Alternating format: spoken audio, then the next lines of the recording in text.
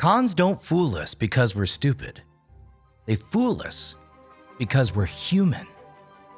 And this might be the world's greatest con.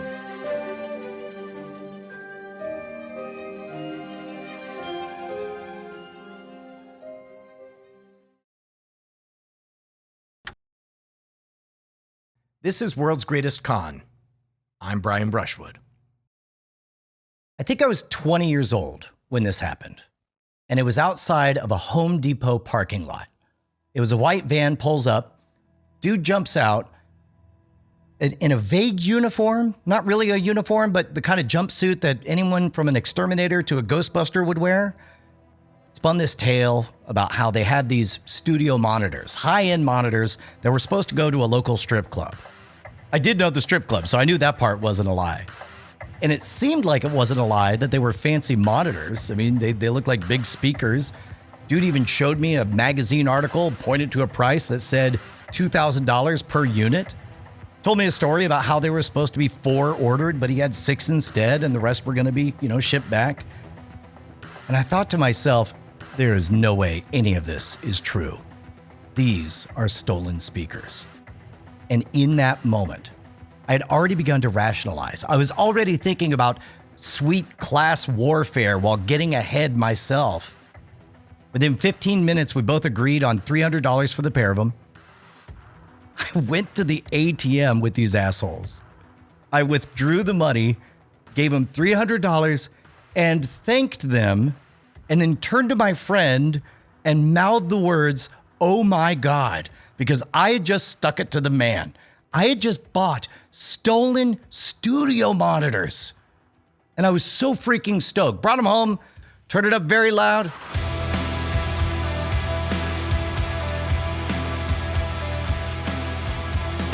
Very impressed with myself.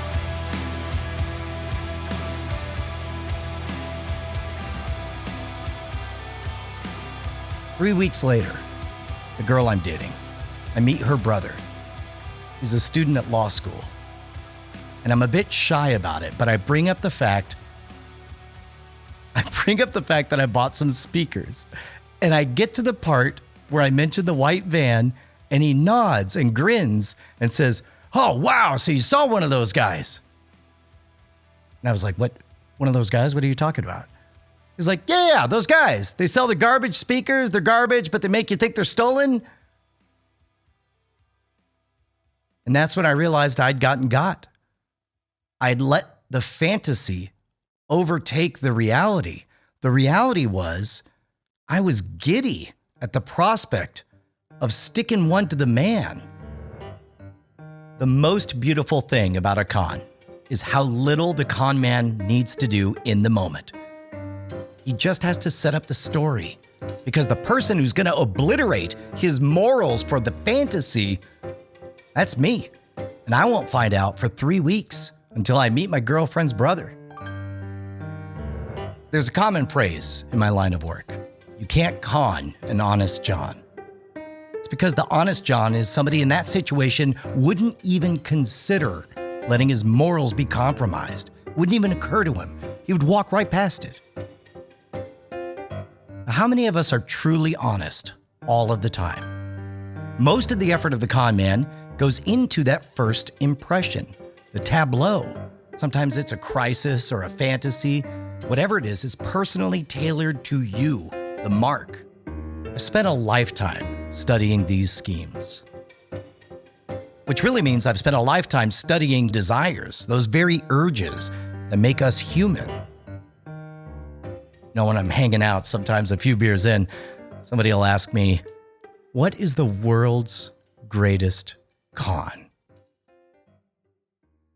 It's a good question. I don't know if this is it, but here's a pretty good place to start. It's 1943. Allied forces are about to land their first boots on mainland Europe. If you do it successfully, you could defeat the Nazis. Botch it, and you allow the fascist war machine to keep on rolling. In a smoke-filled London basement sits a gang of con men. Now, they don't call themselves con men, since they're in the British military and all, or they're agents of deception, which, to be honest, is probably a better name than con men anyway. I'd like to be an agent of deception. Anyway, they got a plan, and if they pull this off, it will change the war. The British know that the Nazi expansion into the Eastern Front with Russia isn't going well. That means at the highest ranks of the German government, people need good news to bring the boss. That means the boss is eager to hear good news. So what if somebody fulfilled that fantasy, wrote that good news for them, put it in their hands in a way that makes them feel lucky to have it? Can't be a regular leak or a fake double agent. That's regular espionage. No one gets excited when the normal happens. That would just fall flat. Remember what we said about the tableau. All the effort into the first impression. This kind of good news that moves armies? No. This has to be an act of God, the Lord himself, smiling on the fatherland. It needs to fall out of the sky. Literally. An officer of the Royal Marines is going to crash his plane in the Atlantic Ocean off the coast of Spain. His corpse is going to wash ashore. In his pockets will be a heartbreaking tale of young love, evidence of a vibrant life snuffed out too soon, and secret documents revealing the plans of the Allied forces. Those documents will be irresistible to the Nazi intelligence that happens to live on that shore. He'd be greatly rewarded for finding it. In fact, each rung of the ladder that passes it up the chain will be rewarded for finding it. The officer will be completely fictitious. The body, a corpse discarded by society. The documents, an intentional lie to devastate the German efforts. All of it to fool the ultimate mark. Someone who is most certainly not an honest John.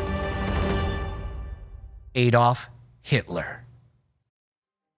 Cons don't fool us because we're stupid. They fool us because we're human. And this might be the world's greatest con.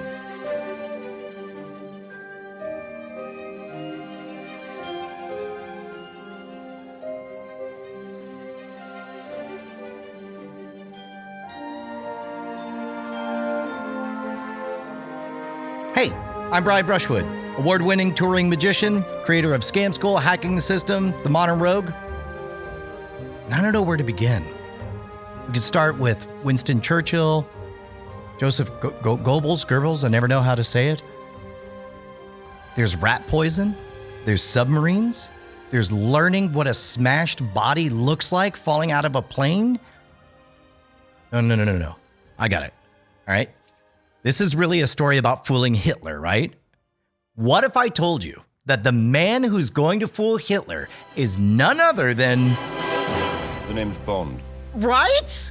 James Bond. James freaking Bond is going to defeat Hitler. That's what's going to happen in this story. I mean, technically, it'll be James Bond author Ian Fleming, and it'll be him setting in motion a bunch of events that will eventually lead to Hitler being fooled. But here's the important part. Now, at this moment, it's May of 1939, and Ian Fleming is new to British intelligence. He's supposed to be filling out a list of outside-the-box ideas to fool the Nazis, all this crazy blue sky stuff that isn't just recruiting double agents or gathering intelligence or putting out propaganda. He's supposed to be coming up with the kind of ideas that nobody would see coming. Now, at this point, Fleming has yet to become a published novelist, but he is reading avidly, voraciously, and in one of these books, he discovers the real star of the story. Now, in the book he read, the body of a dead paratrooper is found, and his pockets are full of all kinds of information, and the hero of the book is the guy who figures out that all of this information is totally bogus. It was designed to fool them. The information itself was a poison pill that was just too delicious not to swallow. You know, like a Trojan horse. In fact, here are Fleming's actual words about it, in which he had titled it, a very Ian Fleming title, A Suggestion, Not a Very Nice One. Quote, a corpse dressed as an airman with dispatches in his pockets could be dropped on the coast, supposedly from a parachute that has failed. I understand there is no difficulty in obtaining corpses at the Naval Hospital, but of course, it would have to be a fresh one. Now, Fleming isn't a con man, but he definitely understands how the human mind works when it comes to theatrics. There's that feeling of electricity that runs through you when something out of the ordinary happens. There's that bizarre compulsion to be special. There's that moment that you feel the white-hot spotlight on your life in that moment, and you realize this is what will make or break me. It's that seductive logic that betrays you. And it's all exploitable when you create the right event. For the record, Fleming loved the idea of a Trojan horse. Like, here's a quick side jag. He actually pitched at one point another version about a year later, and it's too awesome not to share. He called it Operation Ruthless. All right, for this one, you'll have to picture yourself as a low-level Nazi soldier. It's a boring night, and all of a sudden the radio crackles, and real excitement is happening. A Nazi plane has just gone down. You and your unit are going to go rescue them. This is what you've trained for. This is your moment to shine. You rush on out there, sure enough, burning wreckage, big old swastikas on the side, I'd imagine. You kick open the door, ready to free your fellow countrymen, and you see a bunch of rifles aimed right at your chest. As they begin to fire on you, as you go down, you find it curious that they're all speaking English. British. These guys are British flying in a Nazi plane. They crashed a plane on purpose so that you would come rescue them. And now you're going to die. As consciousness begins to slip away, as the world is going black, I suppose there's some kind of pride you can feel. All this for me? Hell yeah! But no. As you drift away, the last thing you see is the soldiers step over your body to grab the vaunted Enigma machine, the single most important device in your entire arsenal. The ability for the Germans to communicate with complete impunity is now compromised, and it's all because you wanted to be a hero and rescue your fellow soldiers. That's your last thought before you die, and that's what it feels like to be the sucker.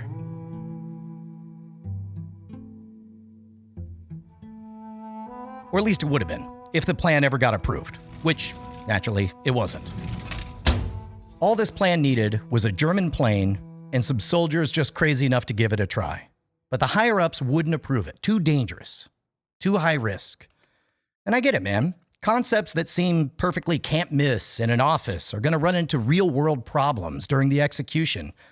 In magic and in storytelling, I think of these as chaos vectors. Leadership might balk at putting top soldiers on a plane designed to crash. The plane might actually legitimately get shot down, or they might lose the firefight with the Nazis. There are too many ways a plan like this can go wrong. And of course, the military, they're all about risk assessment. It's Fleming's job to push against it. And so he did. Fleming went on to have a brilliant military career. In fact, a few years after this plan gets rejected, he starts working on another new ambitious framework to fool the Nazis in Spain called, wait for it, yes, Operation Goldeneye. There's so much of the Bond DNA that comes from his real-life experience. For example, the Gadget Master Q. We're going to meet the actual guy that he based the character on. But let's go back to that first idea. The one where the military fills a corpse with lies and drops them out of a plane to fool the enemies. That idea was written by Fleming in something called the Trout Memo. It's called the Trout Memo because his boss loved trout fishing. As a matter of fact, this is the boss Fleming would later base James Bond's boss on, aka M. So M loves fishing. That's the important part. Calls it the Trout Memo. And he writes these words, quote, "The trout fisher casts patiently all day. He frequently changes his venue and his lures. If he's frightened of fish, he may give the water a rest for a half an hour, but his main endeavor, to attract fish by something he sends out from his boat, is incessant." Sound familiar? Just like a shy trout, this idea sat in the file cabinet for years, waiting for not only a time to use it, but the kind of desperate moment when the guys upstairs would be willing to take that risk. A moment when they needed a miracle.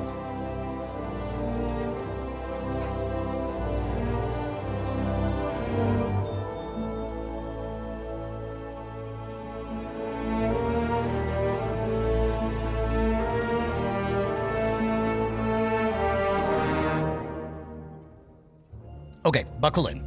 We're at the Casablanca Conference. It's January 1943. And we are, for the first time in a while, in happy times for the Allies. They just curb stomped Hitler in North Africa. I don't think that was a real phrase back then, but imagine that. This is the first time America has been part of the land war. Everyone's pretty pumped. They're kicking a lot of butt. But then again, these are savvy military men. You got Prime Minister Winston Churchill. You got the Supreme Commander of the Allied Forces, Dwight D. Eisenhower. And they know that you're not just going to string one win after another, right? They're a good team that plays well, but they're already thinking, how do we play better next time? And that's the question, that next time. Because they have to figure out at their first meeting after the big win in North Africa, where are we going to go next? That's up to them. That's at their discretion. So the Allies have to choose where they're going to attack next. But the only problem is that the most obvious choice is, well, obvious. Sicily. You know, the soccer ball that the boot of Italy is kicking. Given that the Allies just won in North Africa, that would be the closest, most populated landing spot, so it'd be easy to get to. It would give them access to Europe and control of all the Mediterranean shipping lines, and that's going to be key for their resupply as they push on north. Be able to comply with the proposed framework without materially disrupting their activities. Imagine the energy in this room. The biggest egos in the entire free world, all in one place, each one convinced they know the one true path to save freedom itself. In the middle of this chaos, Winston Churchill jumps up and shouts out, "You would have to be a bloody fool to not think it was Sicily." All right, cool. So how about we attack the Balkans? I mean, Hitler will be expecting Sicily anyway. You could sacrifice less to get mainland Europe. I mean, it's farther east than Sicily, which means next place you'd have to take anyway would be Italy. But either way you go, you better hope Hitler bites. Because here's what they're really afraid of. The possibility of the Nazi stalemate. Quick history refresher. Hitler already stated his intention to invade the Soviet Union back in 1939.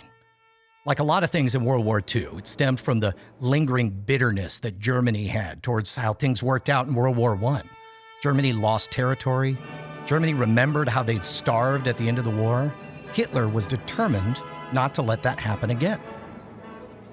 In fact, Hitler says, quote, "Everything I undertake is directed against the Russians. If the West is too stupid and too blind to grasp this, then I shall be compelled to come to an agreement with the Russians, beat the West, and then after their defeat, turn against the Soviet Union with all my forces. I need the Ukraine so they can't starve us out, as happened in the last war." After an initial non-aggression pact with the Soviet Union, Hitler followed through on his threat and marshaled a blitzkrieg against Russia, believing their entire society would come crumbling down.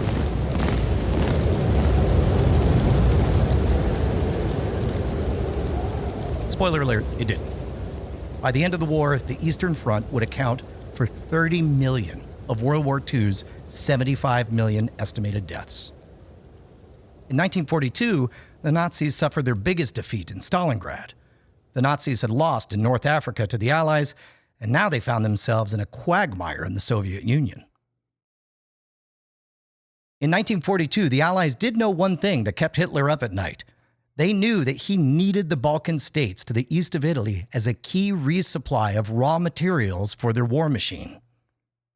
And if Hitler was concerned about the Balkans, then the Allies could exploit that worry. In fact, if they played their cards right, they could even have a credible false landing spot for a completely fictitious invasion. Now remember what it's like in that room. History, we of course already know how things worked out for the Nazis. Not great. But in that room, think about the most terrifying outcome in their minds. The idea of a Nazi stalemate, a meat grinder, and millions upon millions dead with no end in sight. In that room, the Allies know whatever they decide to do, it has to be hard and it has to be unexpected if it's going to be decisive.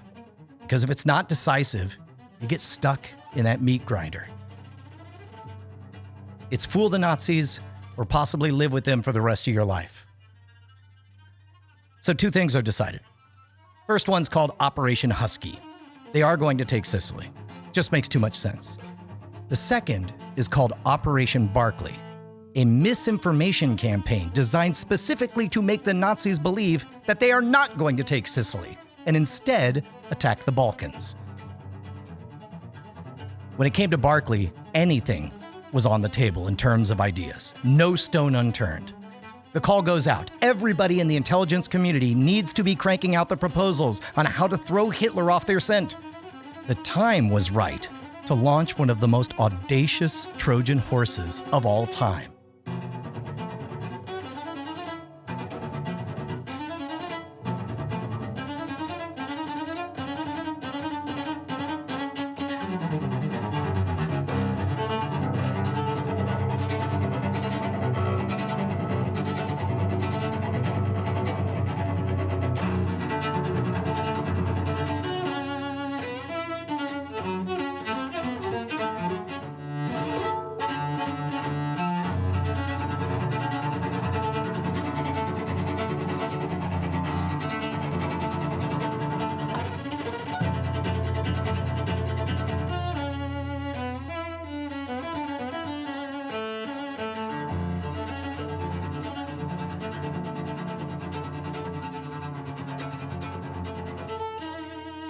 All right, Trojan horse. I keep saying it, not explaining it. I'm not saying that you fell asleep during Greek history class. Let's just say I did. Here are the cliff notes. So we're back at the Trojan Wars. There's a 10-year siege by the Greek army against the free city of Troy, and Odysseus has a plan. He's going to present a massive wooden horse as a gift to end the decades-long stalemate. The horse, being the symbol of Troy, leadership of the city would be delighted at the sight of a trophy to their own brilliance and grit. Yo, let that thing in. We love horses. We're Troy. Now, what they don't know is that our boy Odysseus and a cadre of elite fighters would be inside. Once it was accepted inside the city gates, they'd wait for the middle of the night, jump out, slaughter everyone. And according to legend, that's exactly what happened. Won the war for Greece. Now, closer to what we're talking about is what in military circles, the idea of giving your enemy a gift that'll later kill them, they call that the Haversack Ruse, named for an incident in the First World War. And in that one, a British intelligence officer left a messenger bag, or haversack if you're fancy and British, filled with fake intelligence for his enemies. They took it, and the Allies won the war. Haversack Ruse becomes famous, something that's now known in military strategy. But it's so crazy how the idea never changes. The Trojan horse lives on today. Here, for example, I got a buddy of mine who used to work as an aide in Congress. Like most young people, you want to get free drinks when you can, right? I mean, I kind of built a career on it. But he figures out quite cleverly that there are these embassy mixers, and he's able to get in. He feels like he pulled a fast one over on the man. The man in this case being, I don't know, insert your favorite superpower of choice. So glad to have you here, Mike. Not only is he getting free drinks, but they're also giving away tchotchkes, little gifts, branded USB thumb drives. How cool is that? There's this moment that my buddy, half drunk, looks around the room. There's his buddy who works at the Pentagon. There's somebody from the Majority Whip. But the point is, he realizes these are power players. Even if you're too suspicious to plug in the drive yourself, that doesn't mean your kid's not going to pick it up. It doesn't mean that you might not forget for just one moment just to transfer one file. Each one of those is a scratch-off lottery ticket that could result in a virus injecting a foreign power at the heart of our military. My buddy, he always drank the booze, tossed the drives. Smart guy. You have to know where the traps are to avoid them. And more to the point, know how effective they really could be, how ruinous they could be. Which is how we meet the man who's going to free our idea and make it a reality.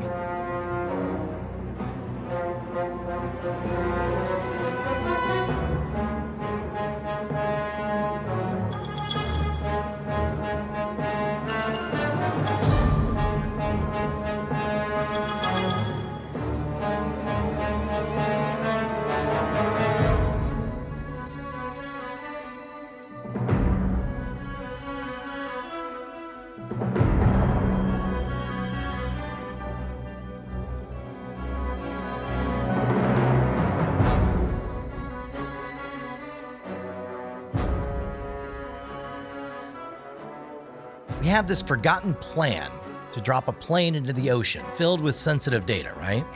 And part of the reason it should work is because the Nazis are starting to get a little bit desperate and they would love any advantage they can get.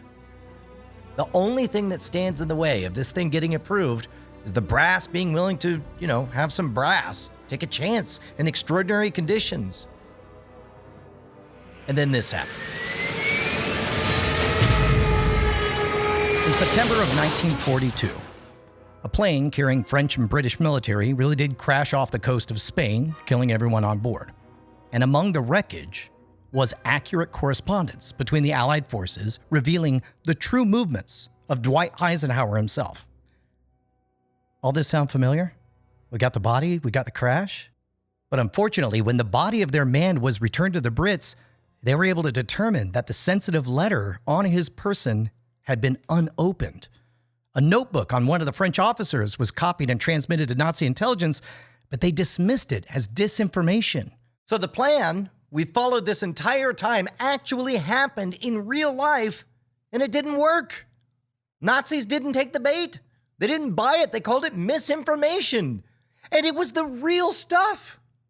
Add to that the natural hesitancy of the military and the fact that this plan and others like it have been rejected time and time again for years now. That's the challenge facing the two men who represent the best last chance to make this Trojan horse work. Our first hero is Charles Chumley. He's the head of the 20 Committee. The job of the 20 Committee? They run double agents. They feed them information, taking in what they've learned, leveraging other people to join the fight, either willingly or not. The reality of espionage is it's a lot of paperwork. Fleming was actually really smart to add all the drinking, sex, shooting to the bond books. But the 20 Committee wasn't a totally uncreative endeavor. Chumley and his team, they created all these totally fictitious double agents. Why would you create fake double agents? Think of it like this. Let's say there's a German version of the 20 Committee, and they intercept a full list of your agents. Do you want them to have the correct list? The complete list that tells them exactly how many you have? Or what they're saying? No, of course not. So you make fake double agents. You give them lives and motivations. And yes, I am certain that all day, every day, as a 9-to-5 job, it seemed like a very silly storytelling gig.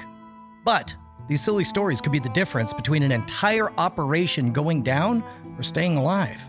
If the Nazis spend any time chasing down a fake agent or changing their plans to avoid a fake agent succeeding, that would be a minor win. Every second they spend chasing phantoms is a second they're not doing actual Naziing. Chumley knows the value of a fraud. He knows how damaging false information can be. And think about it, we've all lived this. Remember how stupid meeting up with someone was before cell phones? You would miss them by 15 minutes, both of you would waste an hour standing in the wrong spot. Do you remember how dumb the world was when Siri didn't correct all of our clocks every daylight savings time? Bad information costs time, money, energy, and in war, lives. And now with Operation Barclay, Chumley knows the Allies need something special. A deception that's not going to be some run-of-the-mill hoax. It's going to take something crazy. He's going to need that Trout Memo. I mean, it's perfect. The 20 Committee is built to feed misinformation. This could be the ideal delivery method. This could be that moment that the perfect idea hits at the perfect time. I mean, come on, the same risk-averse top brass that rejected Fleming's other awesome ideas would surely reject this one too. Still, Chumley believes in this idea. So he pitches it. He calls it Operation Trojan Horse, for reals. Not exactly a shining example of originality, but here's how it reads. Quote, "A body is obtained from one of the London hospitals. The lungs are filled with water and documents are disposed in an inside pocket. The body is then dropped by a coastal command aircraft. On being found, the supposition in the enemy's mind may well be that one of our aircraft has either been shot or forced down and that this is one of their passengers." I don't know. As an outsider, I want this to work so bad. But to be honest, as a betting man, this pitch is a mixed bag. On the one hand, yes, we do know that Nazis can be fed false information, but we also know they walk right past it when you do. We've watched this exact plan happen. We know the top brass is risk-averse, but we know that the fate of the free world depends on this. And this is the moment that word comes down from on high. Chumley gets the word The plan is rejected. Back to the drawing board. Shit.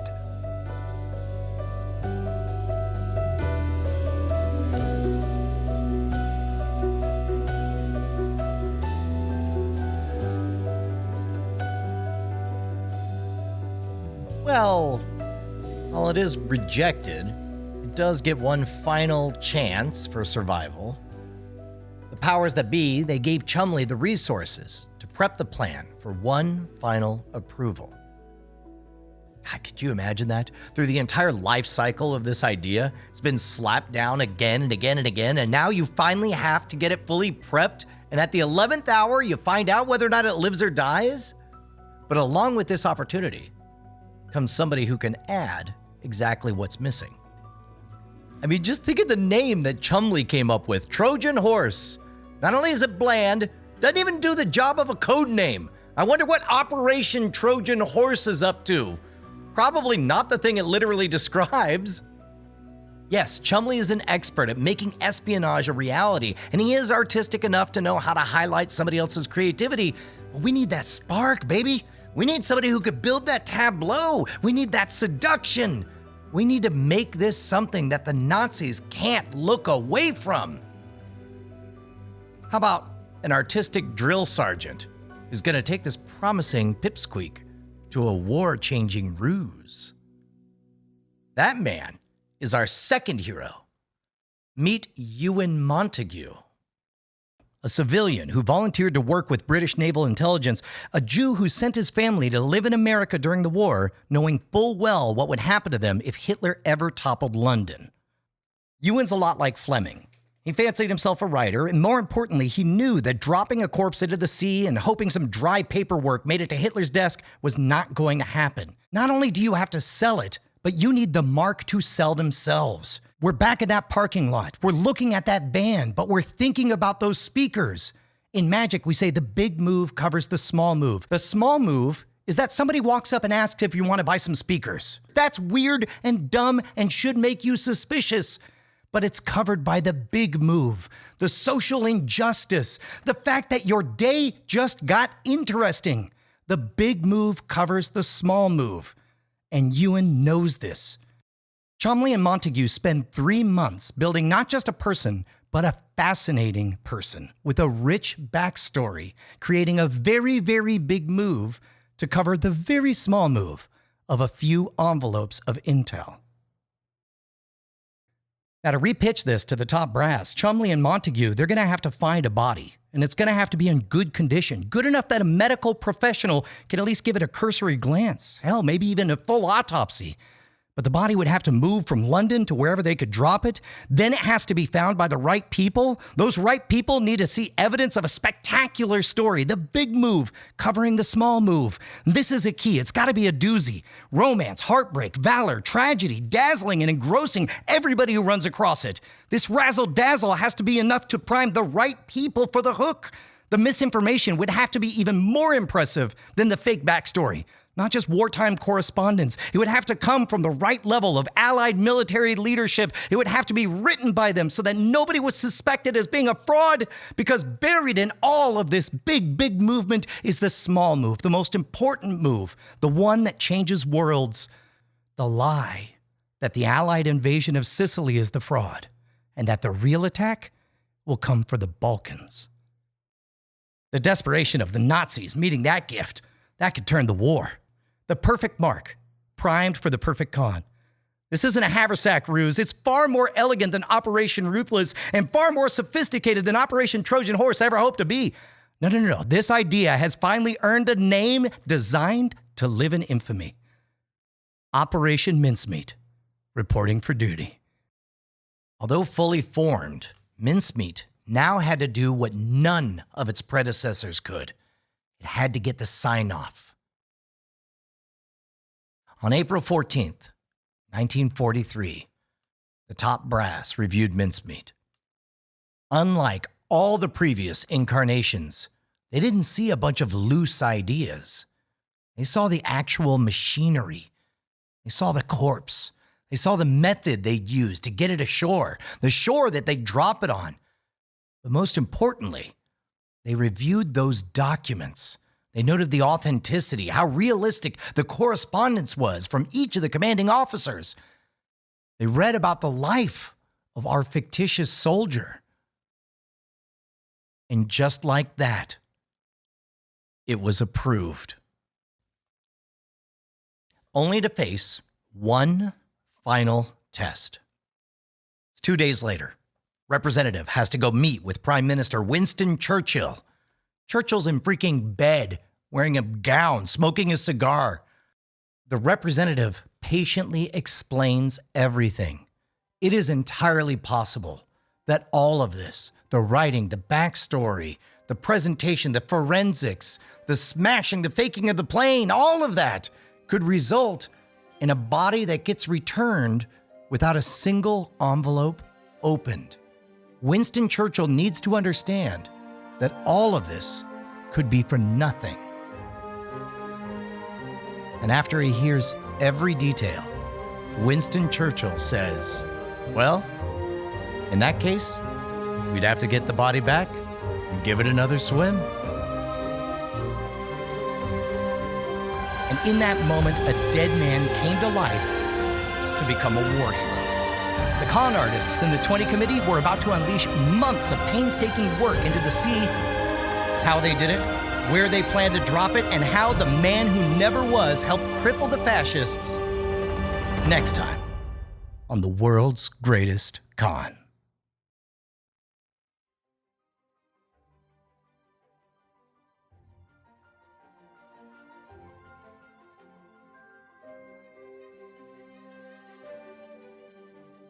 This episode of World's Greatest Con was written by Justin Robert Young and me, Bryan Brushwood, your humble host.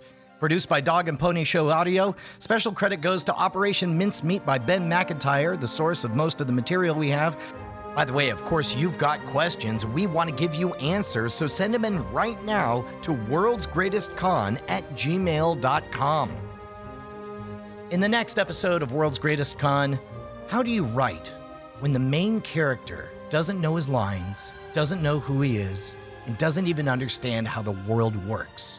How do you shape a reality that forces a mark to do exactly what you want?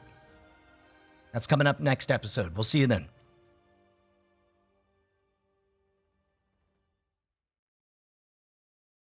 Diamond Club hopes you have enjoyed this program. Dog and Pony Show Audio.